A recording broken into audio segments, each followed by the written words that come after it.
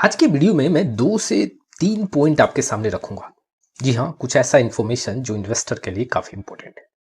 सबसे पहले पारंपरिक म्यूचुअल फंड को लेके, दूसरा जो एक इंपॉर्टेंट इन्फॉर्मेशन होगा, कैसे स्मॉल कैप स्टॉक से यहाँ पे स्मॉल कैप म्यूचुअल फंड बाहर निकल रहे हैं। इट मीन्स कि बहुत बड़े गिरावट के चलते स्मॉल कैप म्यूचुअल फंड अपना यहाँ पे एलोकेशन कम कर रहे हैं। तीसरा जो पॉइंट एक इन्फॉर्मेशन है जो टैक्स को लेके है, लॉन्ग टर्म कैपिटल गेन को लेके। बजट में क्या लॉन्ग टर्म कैपिटल गेन को लेके जो एक अमाउंट डिसाइड है मैक्सिमम, उसको इंक्रीज किया जा सकता है या नहीं, इस पे भी हम डिस्कशन करेंगे। ये शुरुआत करते हैं, लेकिन आप में से बहुत ऐसे इन्वेस्टर हैं जिनको पोर्टफोलियो रिव्यू और डिजाइन को लेकर प्रॉब्लम है। डिस्क्रिप्शन बॉक्स में आए, डिटेल चेक करें और व्हाट्सएप नंबर के थ्रू हमारे साथ जुड़ सकते हैं। चलिए, सबसे पहले हम शुरुआत करते हैं पारंपरिक म्यूचुअल फंड को लेकर। बहुत ऐसे इन्वेस्टर हैं जो पारंपरिक फ्लेक्सी कैप म्यूचुअल फंड के साथ जुड़े हुए हैं।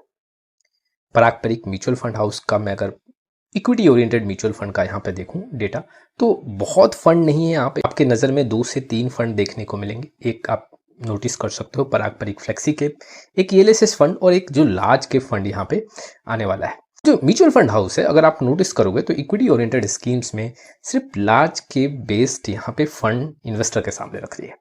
यहाँ पे कोई मिड कैप फंड नहीं है, स्मॉल कैप फंड नहीं है। कुल मिला के देखा जाए तो ये फंड हाउस काफी धीमी गति से यहाँ पे फंड का चुनाव करके इन्वेस्टर के सामने रख रही है कि जिससे बेहतर रिटर्न मिल सके और थोड़ा डाउन साइड प्रोटेक्शन भी इन्वेस्टर के लिए सही हो। लेकिन अब जो यहाँ पे पारंपरिक लार्ज के फंड का जो एनएफओ आया है, अब कई ऐसे इन्वेस्टर मेरे से पूछ रहे हैं कि क्या हमें ऐसे फंड के साथ जुड़ना चाहिए।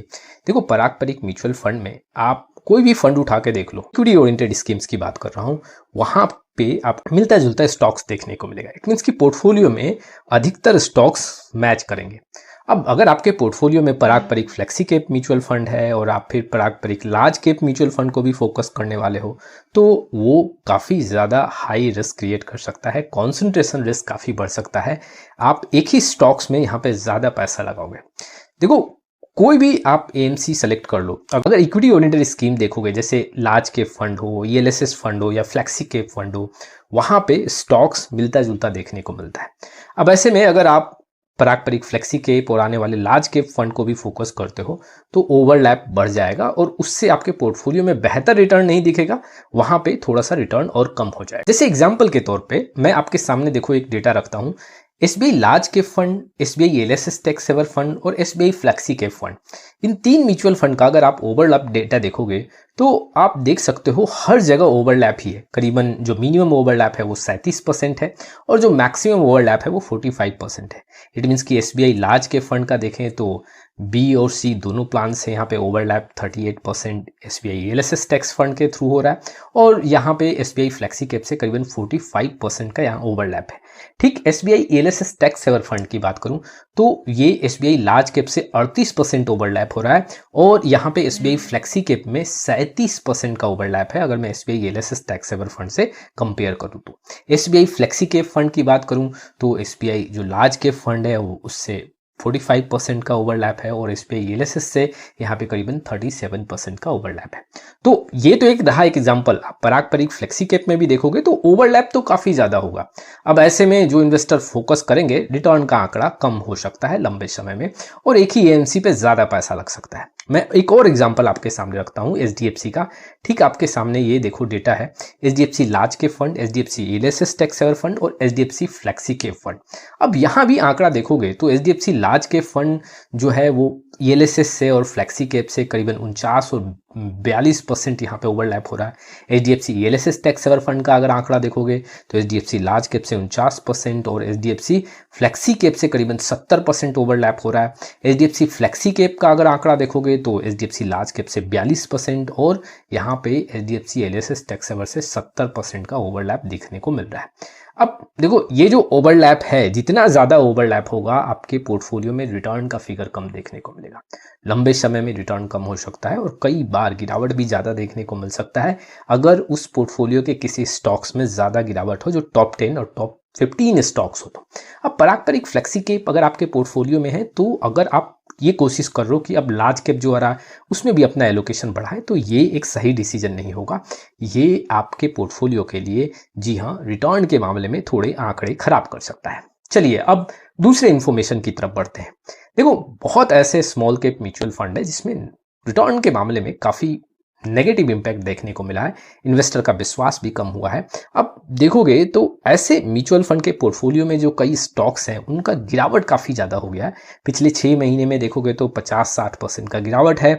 और कुछ ऐसे स्मॉल कैप यहाँ पे स्टॉक्स हैं जहाँ पे स्मॉल कैप म्यूचुअल फंड के साइड से एलोकेशन कम किया जा रहा है। चलिए मैं आपके सामने कुछ स्मॉल कैप स्टॉक रख रहा हूँ जहाँ पे mutual fund, small cap mutual fund के साइड से एलोकेशन धड़ाधड़ यहाँ पे कम होता हुआ देखने को मिल रहा है, क्योंकि गिरावट जो है वो 50% के ऊपर पिछले 6 महीने में देखने को मिल रहा है। ऐसे स्टॉक्स हैं जिसमें गिरावट काफ़ी ज़्यादा है। और अगर आप देखोगे तो स्पेशली जो mutual fund, small cap mutual fund है, ऐसे स्टॉक से अपना एलोकेशन कम कर रहे हैं। गिरावट के मामले में देखोगे तो काफ़ी बड़े फिगर में गिरावट है, अपने हाई से करीबन 40 से 50% ऐसे स्टॉक टूट चुके हैं।